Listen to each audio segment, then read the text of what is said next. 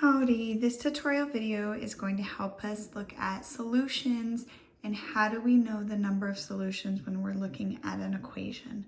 So we already learned from the past tutorial that we can see the number of solutions on a graph by just looking at it and seeing how many times they cross. If they don't cross at all and they're parallel lines, it's no solution. If they cross or intersect once, it's one solution.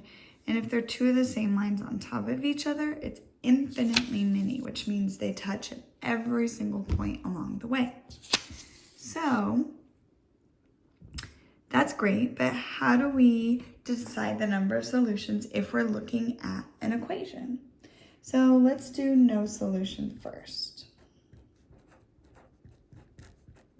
So I have an equation here, and you can go ahead and write this equation down. And if I ever go too fast, just pause it to where you can catch up.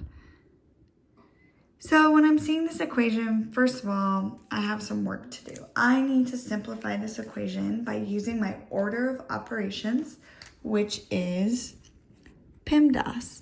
And I need to do that on both the left and the right side. So for the time being, let's just deal with the left. So I'm going to cover up the right side, get it out of the way. Okay, so I see 4x plus 8 minus x. So if you remember, with adding and subtracting, you cannot add and subtract terms unless they are like terms. So for example, 4x and 8, those are not like terms. One has an x and one doesn't have a variable. They're not alike. You cannot add or subtract them. Same thing if you had 4z and 2t. You cannot add or subtract those because even though they both have variables, they're different variables. So they're not alike. They're not like terms. Okay, so when I'm looking at this equation, all I see is adding and subtracting. No parentheses, no exponents, multiplication, division. So I'm going to jump to adding and subtracting. And I'm going to circle the like terms. I'm going to deal with those first. So if I have 4 x's and I subtract an x, that means I end up with 3 x's. And then that plus 8, just bring it on down. Okay, so I don't see any more like terms. It's adding, they're not alike. So I can't go any further on the left side. So now let's look at the right side. When I look at the right side, I do see parentheses, but there's not like terms inside and it's adding, so there's nothing I can do there. I don't see any exponent. But I do see multiplication. So I have this 3 on the outside of the parentheses. That means it gets distributed, multiplied to anything on the inside. It's kind of like if I had this, the 3 would get multiplied to everything on the inside. It's just instead of only having one number, now I have an expression in there. So 3 times x, I can multiply those even though they're not like terms. You can multiply unlike terms. You can divide unlike terms. And 3 times 2 is 6. I didn't touch this plus 5, so I just bring it down. Okay, so now I still have some like terms that I can deal with. So I can actually go ahead and do that. I'm going to add those together. 6 plus 5 is 11. Okay. So when I get to this point, I actually have enough information to decide how many solutions it has. So I need to look at the slopes and the y-intercept. Both of these equations are in the form y equals mx plus b. So let's look at their slopes.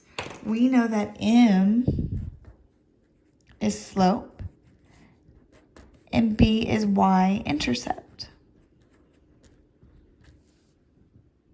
Okay, so when I'm looking, I see a slope of 3 and a slope of 3. So the left side and the right side, they have the same slope. No solution, same slope. Okay, but we know no solution has different y-intercepts. So let's see. The left has a y-intercept of 8. That's what's sitting in place of the b. The right has a y-intercept of 11. So different y-intercepts. Okay. So when you get to an equation, you can stop there as long as you know same slope, different y-intercept is going to be no solution. Now let's look at one solution. Let's write down the equation.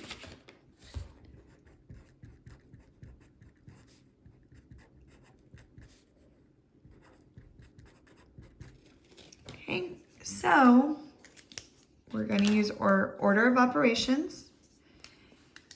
And I have this 2 on the outside of parentheses. It gets distributed. There was nothing in parentheses I could do. There were no exponents, so multiplication division comes next. 2 times x is 2x. 2 times the -4 is -8. Bring down that plus 5. Okay. I have like terms that I can deal with. I have a -8 and a plus 5. -8, I said -8. -8 plus 5 is -3. And I can't go any further because those are not like terms.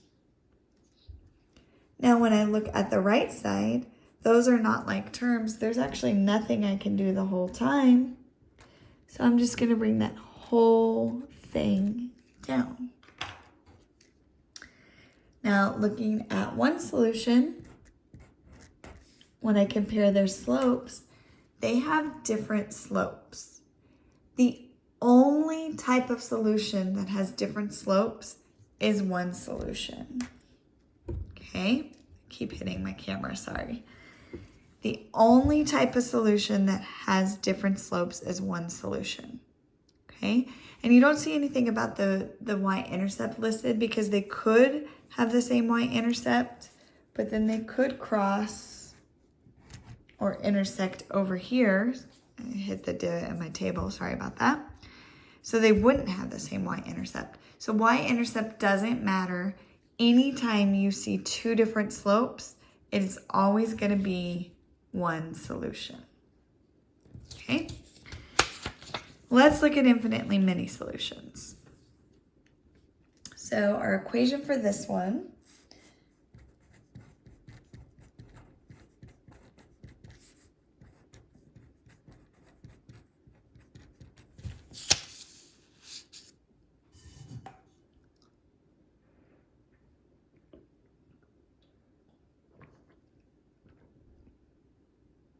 all right, using order of operations, nothing I can do in exponents, parentheses, they're not like terms, there's no exponents, but I can multiply my 3.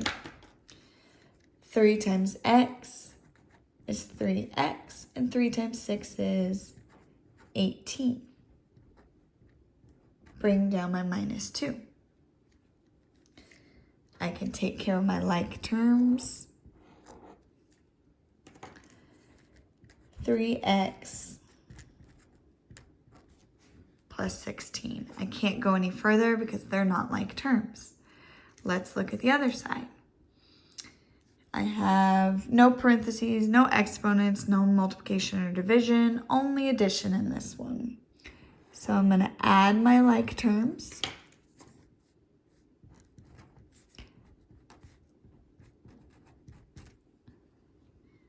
Now, when I look at this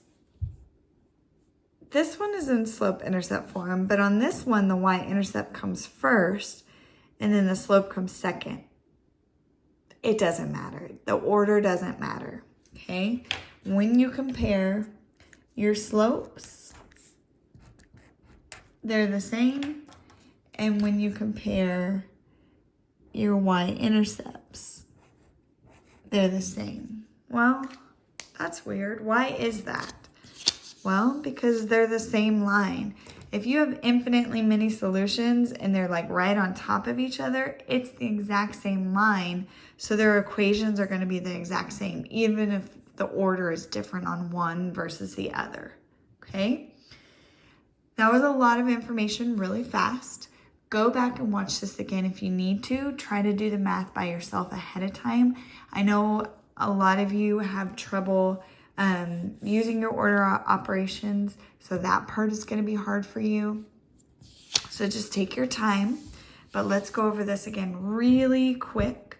So no solutions. On a graph, they make parallel lines, and then they have the same slope, but different y-intercepts. So here, same slope, different y-intercepts. One solution, they can have the same y-intercept or not. There's no specifics with that, but they always have different slopes.